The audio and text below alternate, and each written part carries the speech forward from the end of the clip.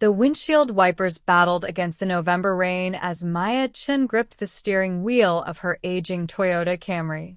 Each swipe revealed only more darkness, more rain, more uncertainty, a fitting metaphor for her life lately.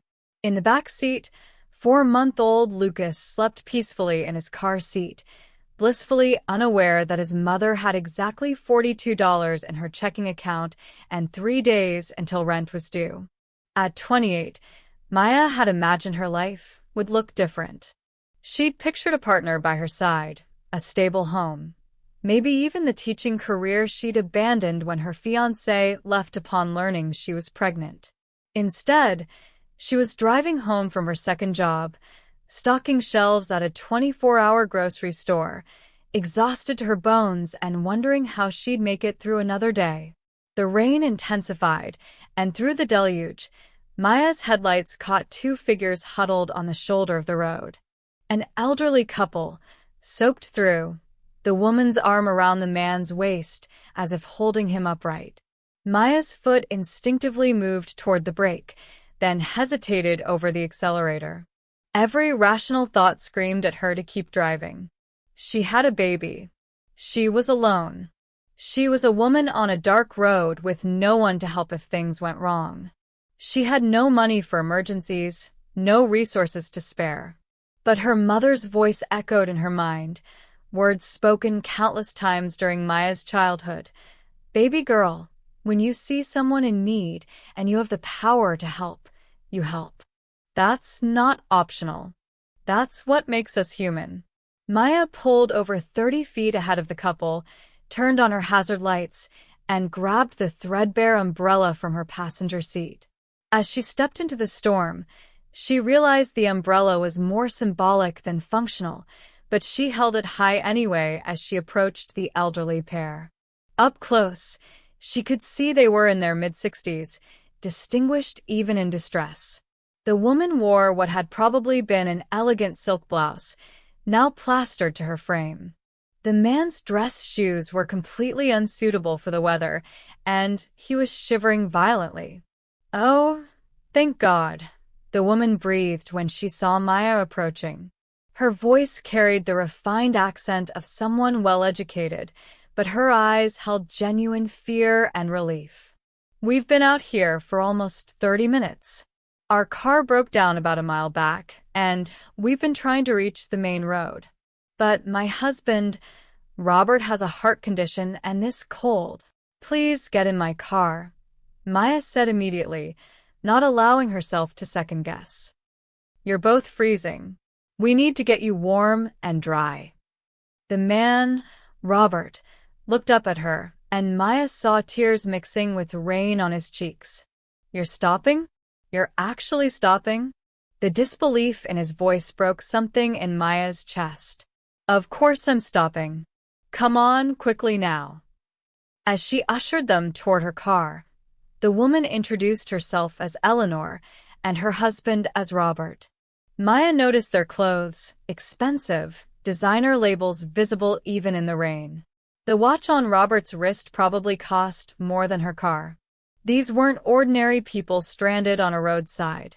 She settled them in the back seat opposite Lucas, who stirred but didn't wake. Eleanor immediately pulled tissues from her purse, trying to dry her face, but her hands were shaking too badly. Maya cranked the heat up as high as it would go, ignoring the fact that her ancient car's heating system was temperamental at best. "Your baby," Eleanor whispered, looking at Lucas with an expression Maya couldn't quite read, longing, perhaps, or nostalgia. "How old?" "For months," Maya replied, pulling carefully back onto the road. "His name is Lucas. He's pretty much my entire world right now." "He's beautiful," Robert said, his voice still trembling from cold. "You're very brave, stopping for us with the baby in the car. Most people wouldn't have." Maya glanced at them in the rear-view mirror. "I couldn't just leave you out there. My apartment isn't far, maybe 15 minutes. You can warm up, dry off, use my phone to call for help. It's not much, but it's warm and safe. It's more than most people would offer." Eleanor said softly, and something in her tone made Maya look at her more closely in the mirror. As they drove through the rain-soaked streets, Maya explained that her apartment was small and modest. She wanted to prepare them so they wouldn't feel uncomfortable. Eleanor assured her that any shelter was welcome, and Robert added that they were grateful beyond words. What Maya didn't know, couldn't have known, was that this encounter was no accident. Eleanor and Robert had been breaking down in different neighborhoods for 3 weeks, a desperate plan conceived by parents who'd watched their only son build walls so high that no genuine connection could penetrate them. Their son, James, had become a billionaire by 35 through a combination of brilliant innovation and relentless drive. But his success had cost him dearly. A divorce 2 years prior to a woman who'd loved his wealth more than him had left James cynical, isolated, and convinced that genuine human connection was a myth, something other people experienced, but never him. Eleanor and Robert had tried everything to help their son reconnect with the world. Therapy, introductions to suitable women from their social circle, even intervention-style conversations about his increasingly isolated lifestyle. Nothing had worked. James had simply retreated further into his work, building his empire, while his heart remained locked away. So they devised this plan, part social experiment, part prayer. They would put themselves in vulnerable positions in different parts of the city, seeing who would stop, who would help, who still possessed the kind of authentic kindness that seemed so rare in their gilded world. They'd been passed by luxury cars, ignored by people who could have helped without inconvenience, and even picked up once by someone whose eyes had lingered too long on Robert's watch. But then came Maya, who had so little and yet stopped anyway, who had every reason to protect herself and her child, yet chose compassion. As Eleanor watched this young mother navigate the storm with a sleeping baby in the back seat, 2 soggy strangers taking up space, and probably no idea how she'd pay next month's bills, she felt something she hadn't felt in months. Hope. Maybe, just maybe, they'd finally found what they were looking for. The rain continued to fall as they drove through the night, but inside that modest Toyota, 3 people were beginning a journey that would transform all their lives, though only 2 of them knew it yet. Maya's apartment complex was exactly as she'd warned them. Older, in a neighborhood that had seen better days, with flickering hallway lights and the faint smell of someone's spicy dinner lingering in the air. But it was clean, and when she unlocked the door to her small 1-bedroom unit, they stepped into a space that radiated love despite its limitations. The furniture was clearly secondhand, a threadbare couch, a dining table with mismatched chairs, shelves made from cinder blocks and wooden planks. But everything was spotlessly clean and thoughtfully arranged. Photos covered one wall. Maya as a child with a beautiful woman who had her same warm eyes, Maya graduating from community college, Maya pregnant and glowing despite being alone in the picture. "The bathroom is just there," Maya said, pointing while carefully lifting Lucas from his carrier. He stirred, making the sweet, sleepy sounds that always made her heart melt. "There are clean towels in the cabinet. They're not fancy, but they're warm and dry. I'll make some tea." As Eleanor and Robert took turns in the small bathroom, Maya moved through her apartment with practiced efficiency, putting on water to boil, checking Lucas's diaper, laying out crackers and the last of her cheese, all she had to offer guests. Her hands shook slightly as she worked, the reality of the situation finally hitting her. She just brought 2 wealthy strangers into her home. What if they judged her? What if they pitted her?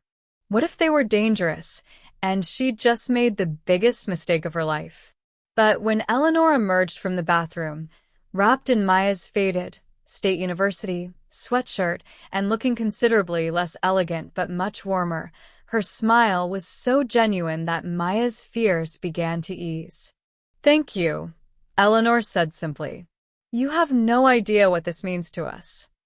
It's just tea and a warm place to sit. Maya replied, bouncing Lucas gently as he began to fuss. Anyone would do the same. But they don't, Robert said, emerging in one of Maya's oversized t-shirts that barely fit across his shoulders. We've learned that lesson rather thoroughly lately. Something in his tone made Maya pause. She settled into the worn armchair with Lucas, beginning to nurse him while discreetly covering herself with a blanket. What do you mean? Eleanor and Robert exchanged a long look, one of those married couple conversations that happens without words. Finally, Eleanor spoke. May we be honest with you, Maya? Completely honest. I'd prefer that, Maya said, her instincts suddenly on alert. Robert took a deep breath. Our car didn't randomly break down. We staged it. We've been staging breakdowns in different neighborhoods for weeks now, trying to find someone who would stop and help. Someone genuine. Someone kind. Maya's arms tightened protectively around Lucas. Why would you do that? Because of our son, Eleanor said, her voice breaking slightly. His name is James, and he's successful beyond measure, but completely lost. 2 years ago, he went through a devastating divorce. His wife, we thought she loved him, but she only loved his money. When he discovered her betrayal, something in him broke. He stopped trusting people, stopped believing in genuine connection. He built this empire of wealth and success, but he's completely alone inside it. We've tried everything, Robert continued. Therapy interventions, introducing him to people we thought were good and kind. Nothing worked. He sees ulterior motives everywhere. So we thought, if we could find someone truly good, someone who would help strangers without expecting anything in return, maybe we could show him that people like that still exist.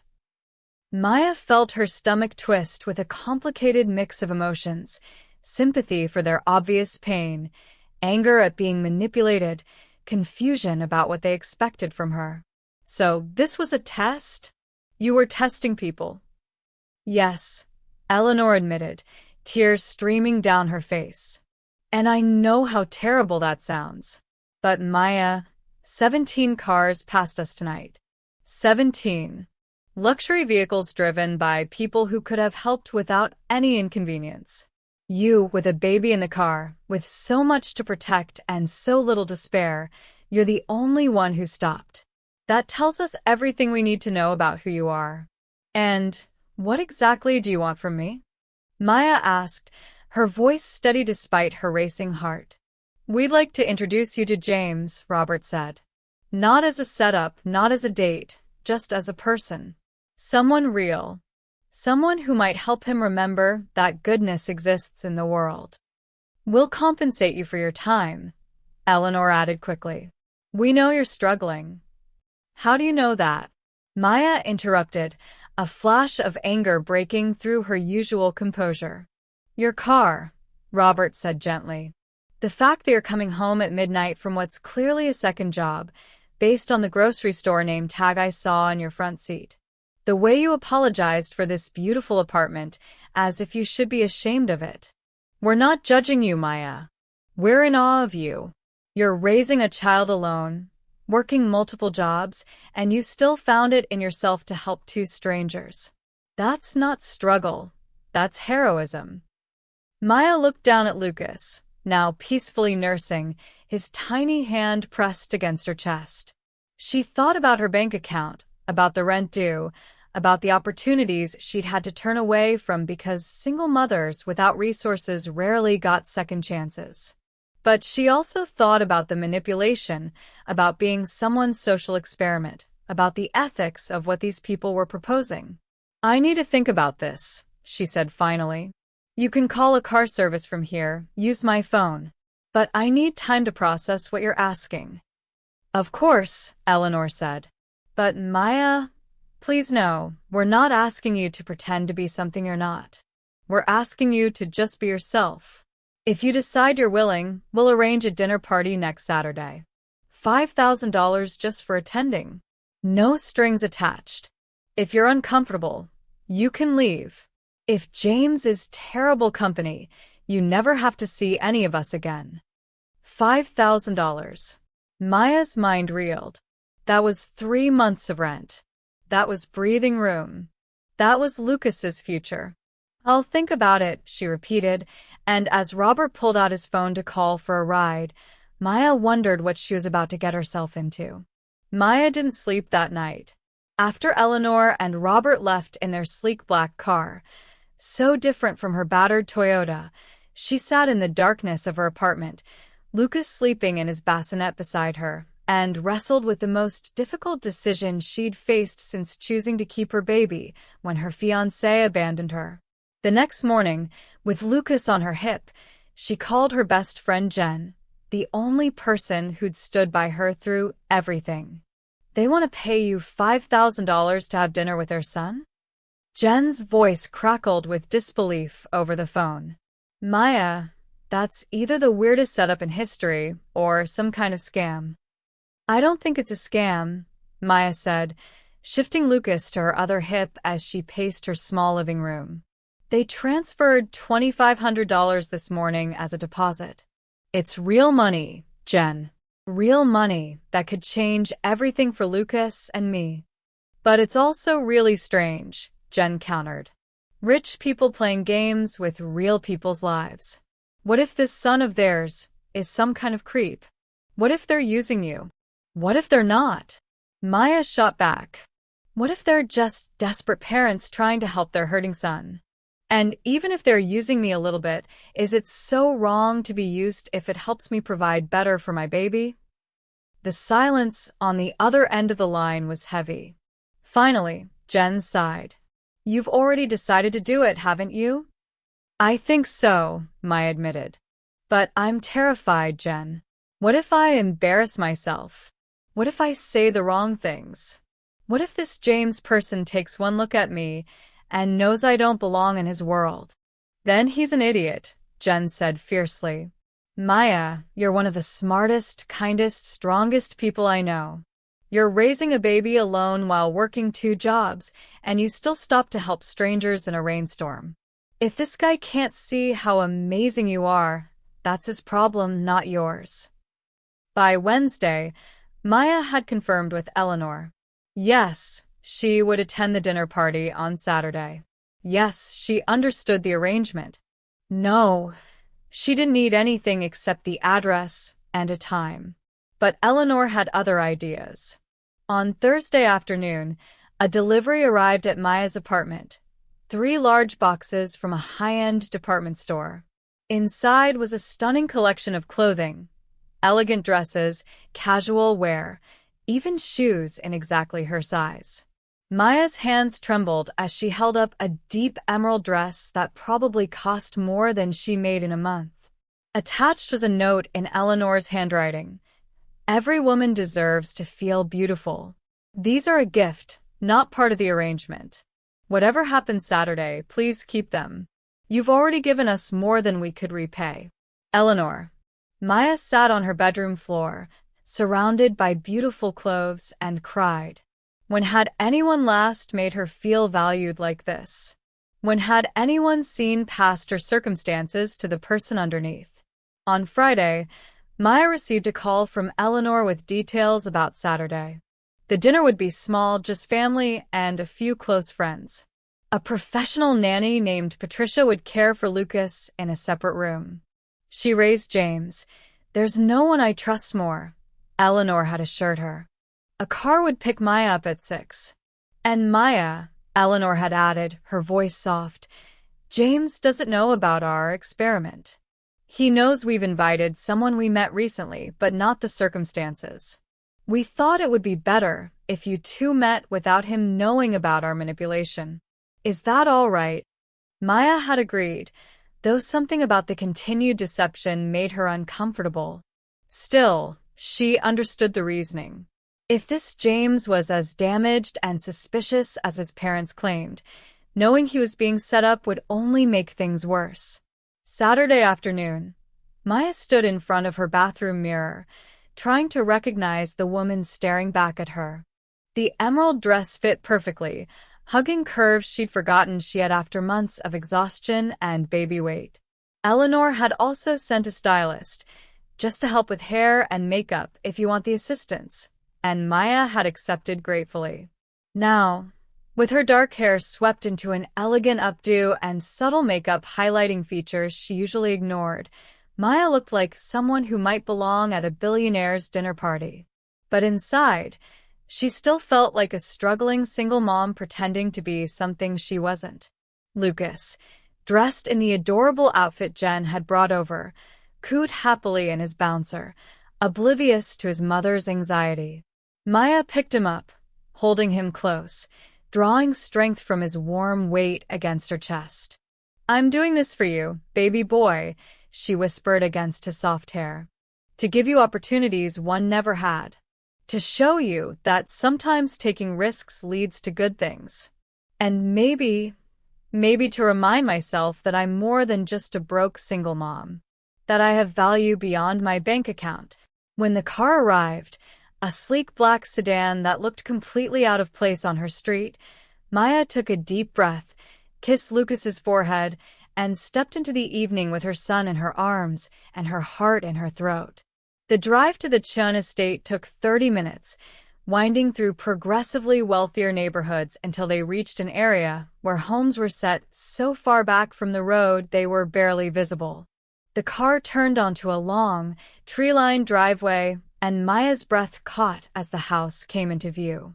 It wasn't just a house, it was a modern architectural masterpiece, all glass and clean lines, glowing warmly against the darkening sky.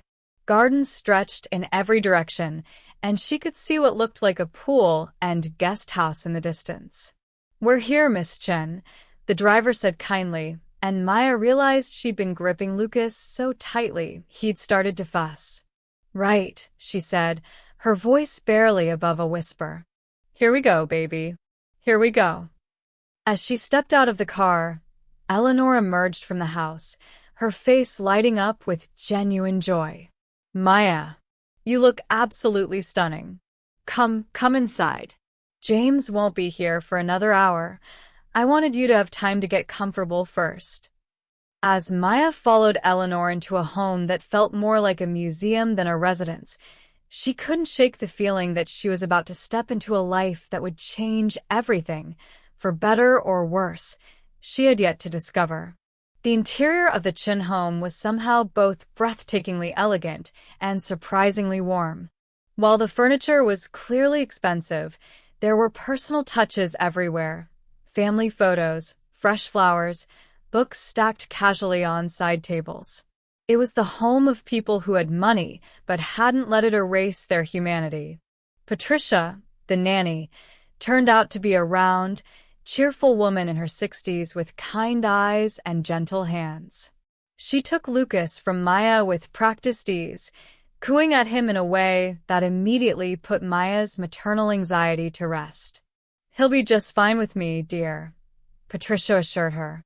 "I raised this family's boy from infancy, and I've been caring for children for 40 years.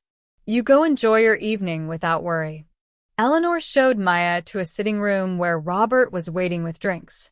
The nervousness Maya had felt in the car intensified as she perched on the edge of an expensive sofa, hyper-aware that she didn't belong here. "Relax, please," Robert said warmly, as if reading her mind. "You look beautiful, and you're doing us a tremendous favor. Just be yourself, Maya. That's all we ask." "But what if myself isn't enough?" The words escaped before Maya could stop them. "What if your son takes one look at me and knows I'm not from his world? What if I use the wrong fork or say something stupid or—" "Then he's not the man we raised him to be," Eleanor interrupted firmly. "Maya, we're not asking you to impress James with your knowledge of wine or your ability to discuss stock portfolios. We're asking you to remind him what genuine human kindness looks like. You've already done that for us. Just continue being who you are." Before Maya could respond, they heard the front door open and a deep voice calling out, "Mom? Dad? I'm here, but I can't stay long." I have a video conference with the Tokyo office in 2 hours. Maya's stomach clenched. This was it. No more preparation, no more coaching. She was about to meet the man at the center of this strange arrangement. James Chen appeared in the doorway, and Maya's first thought was that he looked nothing like she'd expected. She'd imagined someone polished and cold, perhaps a bit older-looking, hardened by wealth and betrayal. Instead, she saw a man who was handsome in an understated way, tall and lean, with dark hair that looked like he'd been running his hands through it, wearing jeans and a button-down shirt with the sleeves rolled up. He looked tired, yes, and there was a wariness in his dark eyes, but also something unexpectedly vulnerable. "James, darling," Eleanor said, standing. "Come meet our guest. This is Maya Chen." "Rodriguez," Maya corrected automatically, standing as well. "Maya Rodriguez. Chen is actually She stopped, flushing. "Sorry, it's my late mother's maiden name. I never changed it legally, but I use Rodriguez professionally because—" She was babbling. She forced herself to stop, meeting James's gaze with as much confidence as she could muster. James looked confused, glancing between Maya and his parents. "I thought you said you'd invited someone you met recently? This feels very arranged." "It's complicated," Robert said carefully. "Why don't we all sit down?" "No," James said flatly, his expression closing off. "Mom, Dad, what is this? Did you seriously invite someone to dinner just so I'd meet an eligible woman?" "We've talked about this." "I'm not interested in being set up." "It's not like that," Eleanor protested, but James was already backing toward the door. "I'm sorry, Ms. Rodriguez," he said, his tone formal and cold. "My parents mean well, but they've clearly wasted your time. I'll have my assistant send you compensation for—" "Stop," Maya said sharply, surprising everyone, including herself. "Just stop. You're right, your parents did arrange this, though not quite the way you think. And yes, it's weird and uncomfortable and probably unethical on several levels. But I didn't come here to be inspected like a potential bride or to be part of some matchmaking scheme." James paused, looking at her with genuine curiosity for the first time. "Then why did you come?" Maya took a deep breath. "Because your parents offered me $5,000 to have dinner with you, and I'm a single mother with a 4-month-old baby and about $40 in my checking account. Because that money means I can keep a roof over my son's head and maybe, just maybe, give him the kind of future I never had. So yes, I'm here partially for money. But I'm also here because your parents are clearly desperate to help you, and I know what it's like to feel alone and betrayed, and I thought maybe I could, I don't know, be a reminder that the world isn't entirely full of people who want to use you." The room fell silent. James stared at her, his expression unreadable. Then, unexpectedly, he laughed. Not a cruel laugh, but one of genuine surprise and perhaps relief. "Well," he said, his tone considerably warmer, "that's the most honest thing anyone has said to me in about 2 years. You're here for money, you admit it up front, and you still manage to make it sound almost noble." "I'm here for my son," Maya corrected. "The money is just the means. And for what it's worth, I told your parents this whole thing was strange. But they clearly love you very much, and in my experience, when people who love you are this worried, it's usually because they see something you can't see yourself." James studied her for a long moment. "You have a baby?" 4 months old. Lucas. He's here with your former nanny, Patricia. Your mother assured me she was trustworthy, and I'm choosing to believe that because the alternative is having a panic attack, and I've already had my quota for the week." Another laugh, this one more genuine. "Patricia's the best. If she's watching your son, he's in better hands than he'd be with most actual parents." James looked at his parents, then back at Maya. "Okay, I'll stay for dinner. But on one condition, no more games." No manipulation. If we're going to do this, we do it honestly. Agreed. Agreed, Maya said, extending her hand. When James shook it, his grip was firm and warm, and something passed between them. A recognition, perhaps, of two people who'd both been hurt by life and were just trying to navigate through the mess as best they could. All right then, James said. Let's have dinner. And Ms. Rodriguez, I want to hear the story of how you met my parents. I have a feeling it's going to be interesting. As they moved toward the dining room, Eleanor caught Maya's eye and smiled, a smile of hope and gratitude that made all of Maya's discomfort worth it. Dinner was supposed to be a formal affair with multiple courses served by waitstaff in the elegant dining room. Instead, at James's insistence, they ended up in the kitchen, Eleanor and Robert's personal space, where they actually lived when they weren't entertaining. If we're doing honesty, James said, pulling out stools at the large kitchen island, then we're doing it somewhere real. This formal dining room stuff is exactly the kind of performance I'm trying to avoid in my life. The chef had prepared a beautiful meal, but serving it casually in the kitchen transformed the entire evening.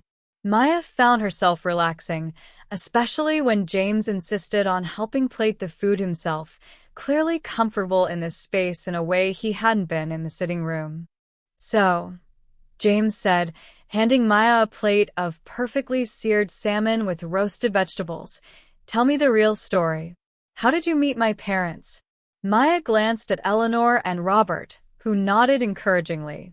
So she told him all of it. The rainy night, the two figures on the roadside, her decision to stop despite every practical reason not to. She described her tiny apartment, the cheap tea and crackers she'd offered, the conversation that had revealed their true purpose. They were testing people, Maya said, watching James's face carefully. Seeing who would stop and help. Looking for someone genuine to introduce to you. I know how that sounds. Believe me, I spent 3 days debating whether to come tonight because of how ethically questionable the whole thing is. James's jaw tightened as he looked at his parents. You've been breaking down on roadsides? Deliberately putting yourselves at risk? Mom, you could have been hurt. Dad, what about your heart condition? Is fine, Robert interrupted. And yes, we were careful.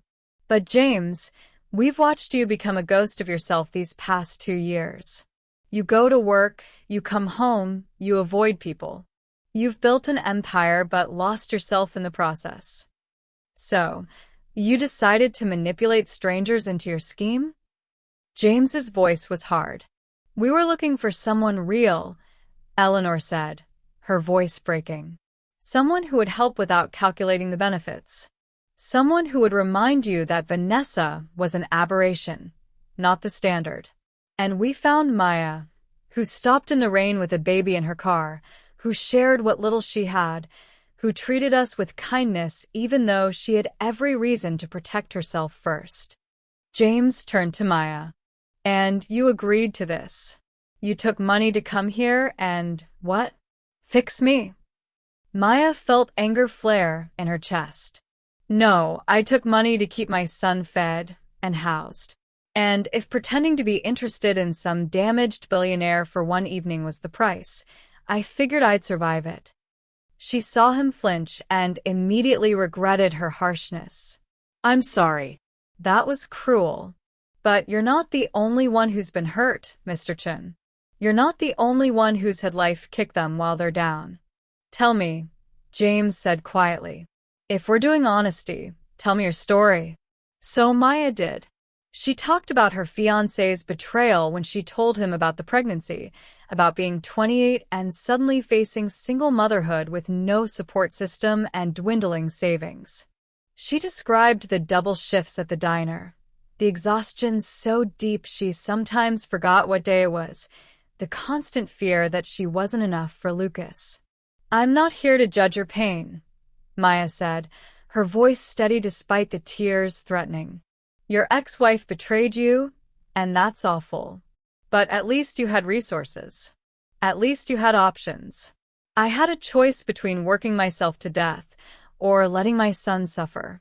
So forgive me if I'm not particularly sympathetic to the plight of the lonely billionaire." The silence that followed was deafening. Eleanor looked horrified, Robert concerned, and James. James was staring at Maya with an expression she couldn't quite read. "You know what? You're absolutely right. I've been wallowing in self-pity for 2 years while people like you are out there actually fighting real battles. Thank you for the reality check." "I didn't mean to be so harsh," Maya said, embarrassed now. "But you were honest," James replied, "which is more than most people dare to be with me. Everyone tiptoes around my feelings, treats me like I'm fragile. But you just told me the truth, that my problems are real, but also relatively privileged. That's refreshing." "Well, if we're being honest," Maya continued, emboldened by his response, "I'll also say that your parents' love for you is pretty obvious. They staged elaborate schemes because they're worried about you. That's not manipulation. That's desperation.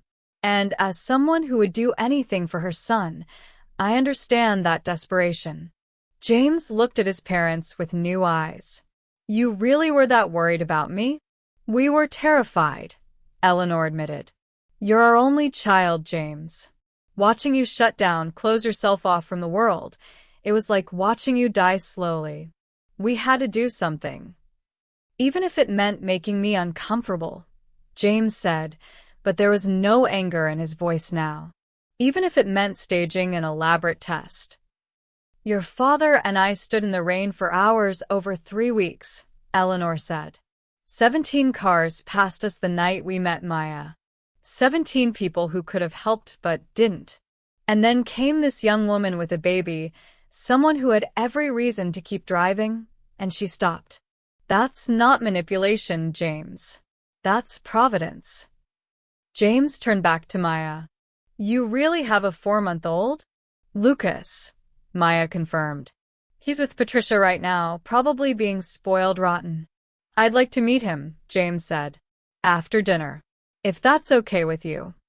Maya felt something shift in her chest, a warming, a softening of the defensive walls she'd built. "I'd like that." As they continued eating, the conversation flowed more naturally. James asked about Lucas, about Maya's dreams for his future. Maya asked about James's work, genuinely curious about what drove someone to build a business empire. They found common ground in unexpected places, a shared love of old movies, a mutual appreciation for science fiction, similar views on what made life meaningful. By the time dessert arrived, an elaborate chocolate creation that made Maya laugh at its obvious expense, she realized she was actually enjoying herself. Not because of the money, not because of the arrangement, but because James, once he dropped his defenses, was interesting and thoughtful and surprisingly easy to talk to. "Can I ask you something?" James said as they finished eating. "Sure." "Why did you really stop that night?" "And I want the truth, not the noble version." Maya considered this. "Honestly, I almost didn't. Every logical part of my brain screamed at me to keep driving. But my mother used to say that kindness isn't about convenience. It's about who you are at your core. And I guess I wanted to be the kind of person who stops, even when it's hard, even when it's scary. I wanted to be someone Lucas could be proud of when he's old enough to understand." James nodded slowly. "That's the most beautiful thing anyone said to me in a long time. Thank you for stopping. And thank you for being honest tonight, even when it wasn't comfortable." "Thank you for listening," Maya replied. "And for staying, even though you wanted to leave." As they moved to check on Lucas, Maya felt something unexpected blooming in her chest. Not love, not yet, but possibility. The possibility that maybe Eleanor and Robert's strange scheme had actually worked. That maybe, against all odds, something real might grow from these manufactured circumstances. Lucas was wide awake and charming everyone when they entered the nursery. Patricia had him on a playmat, and he was cooing and waving his tiny fists at a mobile above him. When Maya entered, his face lit up with recognition, and she felt her heart melt the way it did every time he smiled at her. "He's been an absolute angel," Patricia reported. "Took his bottle like a champion and has been entertaining me ever since. He's going to be a heartbreaker, this one." James stood in the doorway, watching as Maya knelt beside Lucas, her face transforming with a love so pure and unconditional that it made something ache in his chest. This was real. This was the kind of love that couldn't be bought or faked. This was what had been missing from his marriage, from his life. "May I?" he asked, gesturing toward Lucas. Maya hesitated, not because she didn't trust him, but because letting anyone hold her baby required a level of vulnerability she'd been protecting fiercely since his birth.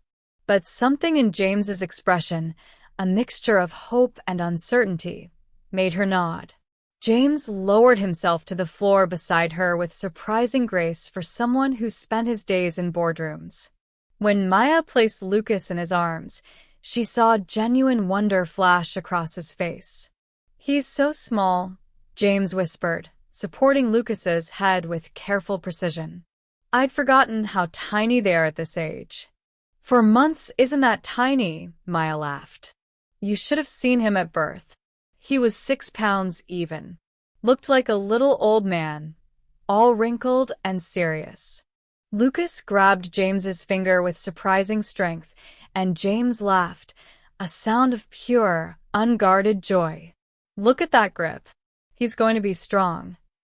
They sat there for nearly an hour, talking about everything and nothing. James told Maya about his childhood, about building his first company in his parents' garage at 23, about the rush of creating something from nothing. Maya talked about her mother, about choosing to keep Lucas despite the challenges, about the fierce love that had surprised her with its intensity. "Can I be honest about something?"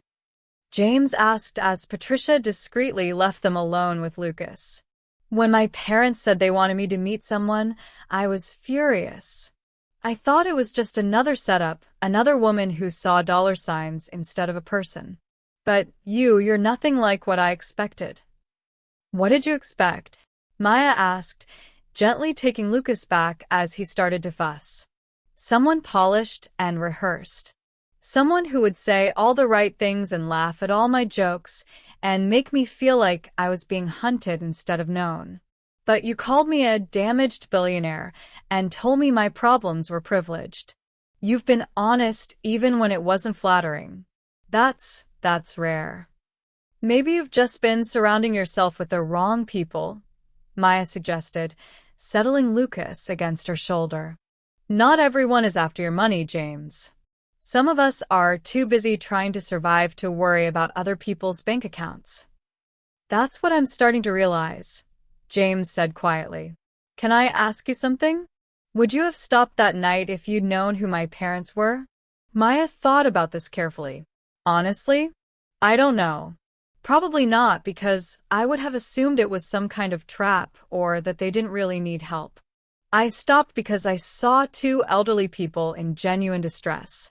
Their bank account never entered my mind." "That's exactly why my parents did what they did," James said. "They wanted to find someone who would help without knowing who we were. Someone whose kindness wasn't calculated." "Your parents are smart," Maya acknowledged. "Manipulative, but smart." They talked until Lucas fell asleep in Maya's arms, and then talked some more. James asked if he could see Maya again, not as part of his parents' arrangement, but just as 2 people who'd been thrust together by unusual circumstances and found they actually enjoyed each other's company. "I'd like to take you to dinner," James said. "A real date. Not here, not with my parents hovering. Just us. Well, and Lucas if you want to bring him. I understand you can't just leave him with anyone. You want to date a broke single mother?" Maya asked skeptically. "James, I work at a diner. I live in a tiny apartment. I have no savings, no prospects for a better job, and a baby who will always be my first priority. What could you possibly see in that? I see someone real, James said simply. Someone who stops for strangers in the rain. Someone who speaks her mind even when it's uncomfortable. Someone who's raising a child alone and still has room in her heart to show kindness to people she's never met. That's not something money can buy, Maya. That's not something I've found in my entire adult life. This is crazy, Maya whispered, but she was smiling despite herself. Completely crazy, James agreed. But maybe that's okay? Maybe crazy is better than the careful, calculated life I've been living. Over the next few weeks, James and Maya began something neither of them had anticipated. James would show up at the diner during Maya's shifts, ordering coffee he didn't drink just to sit at the counter and talk to her during slow moments. He insisted on helping with expenses, which Maya resisted fiercely until he pointed out that refusing help when you needed it wasn't strength. It was pride. "Let me help," James had said after their fourth date, when Maya admitted she was behind on her electric bill. "Not because you owe me anything, not because I'm trying to buy your affection, but because I have resources I don't need, and you have needs I can meet. Why should we both suffer when there's a simple solution?" "Because accepting help feels like admitting I've failed," Maya admitted. "Or maybe it means recognizing that we're all in this together," James countered. "You help my parents without expecting anything in return. Let me return that kindness." Maya had cried that night after he left, not from sadness, but from the overwhelming relief of not having to carry everything alone for the first time in months. But it wasn't just about money. James began learning how to care for Lucas. Awkward at first, but growing more confident with each visit. He would come over after work, still in his suit, and sit on Maya's threadbare couch reading board meeting notes while Lucas slept on his chest. He learned to change diapers, warm bottles, and recognize the different types of cries that meant hungry versus tired versus I need a new diaper immediately. "You're getting pretty good at this," Maya had observed one evening, watching him expertly burp Lucas after feeding. "I have a good teacher," James replied. "And honestly, this is the most real I've felt in years.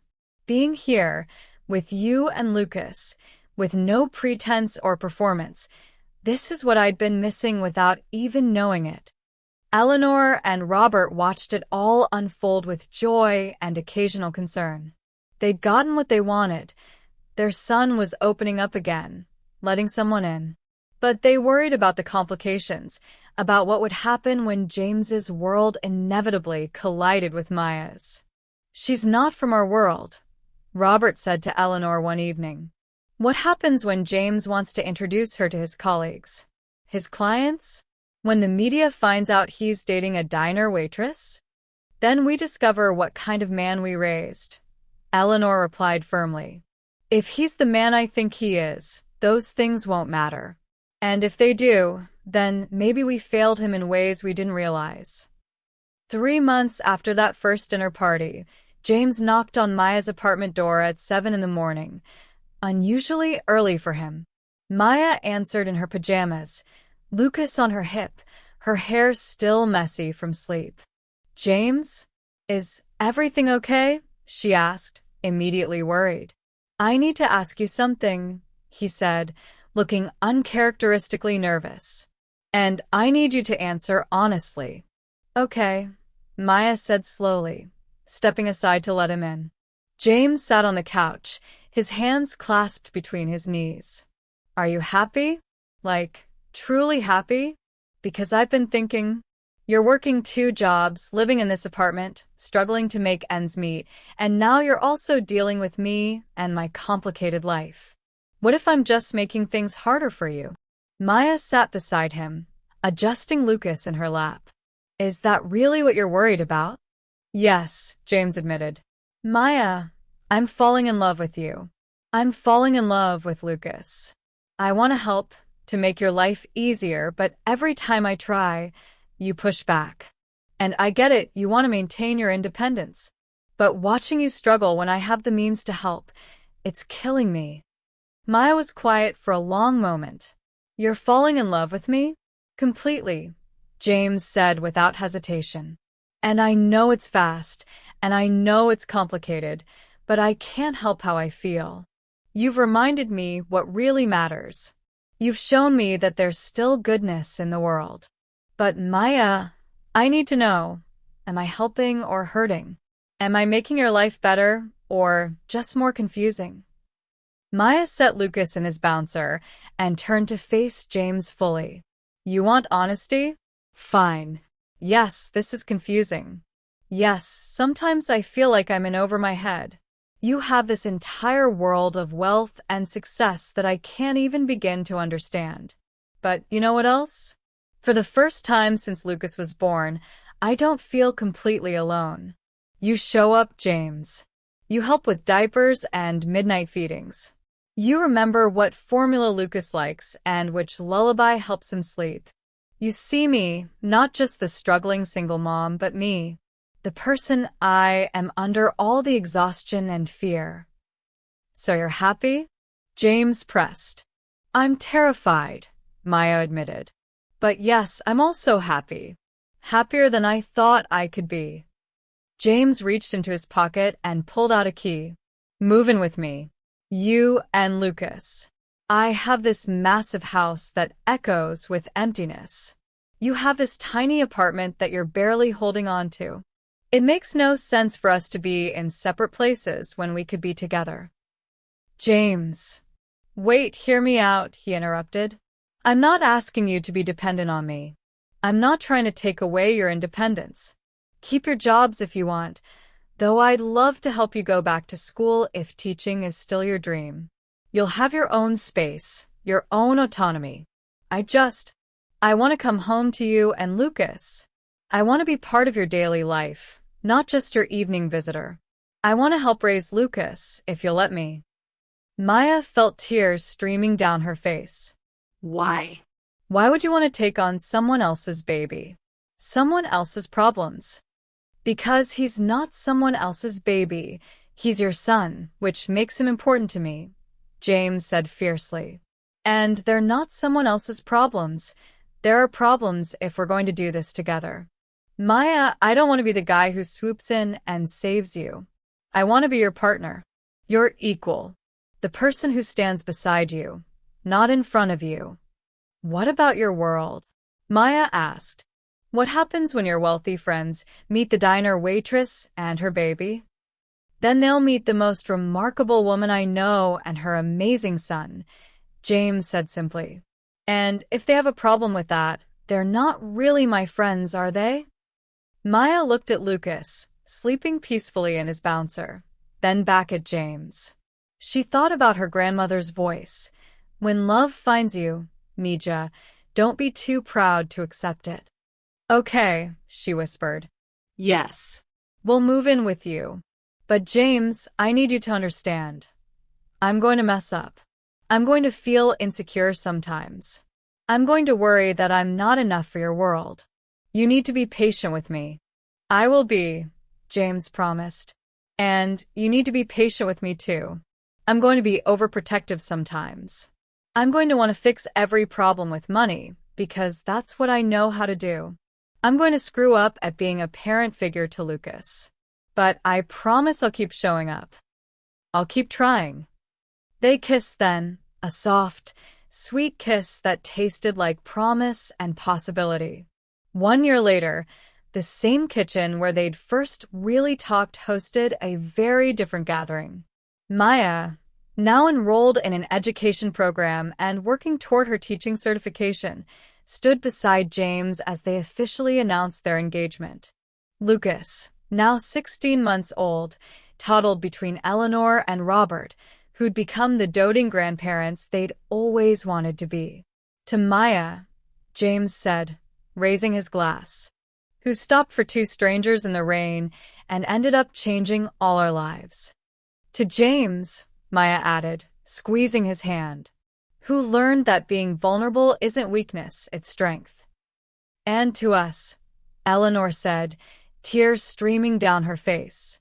To family, the one we're born into and the one we choose. Maya looked around the kitchen, at the people who'd become her family, at the man who'd become her partner, at the baby who'd become their son, in every way that mattered. She thought about that rainy night, about the decision to stop, about how one act of kindness had led to this moment. Her grandmother had been right all along. When you give kindness freely, it multiplies in ways you can't predict. Maya had stopped to help two strangers, expecting nothing in return. Instead, she'd found love, family, security, and the chance to build the future she'd always dreamed of for Lucas. As James pulled her close, as Lucas laughed at something Robert was doing, as Eleanor caught her eye and smiled with unmistakable love and gratitude, Maya finally allowed herself to believe what her heart had been whispering for months. She was home. Not just in this beautiful house, not just in this comfortable life, but in the arms of people who loved her for exactly who she was, a struggling single mom who'd made one choice to be kind, and in doing so, had found her way to everything she'd never dared to hope for. And when James whispered, "I love you," against her hair, when Lucas called out, "Mama," and then, heart-stoppingly, "Dada," while looking at James, Maya knew with absolute certainty that she'd made the right choice that rainy night. Sometimes the bravest thing you can do is stop for strangers in a storm. Sometimes the greatest love stories begin with a simple act of human kindness. And sometimes, when you're brave enough to help others, you end up saving yourself. The end.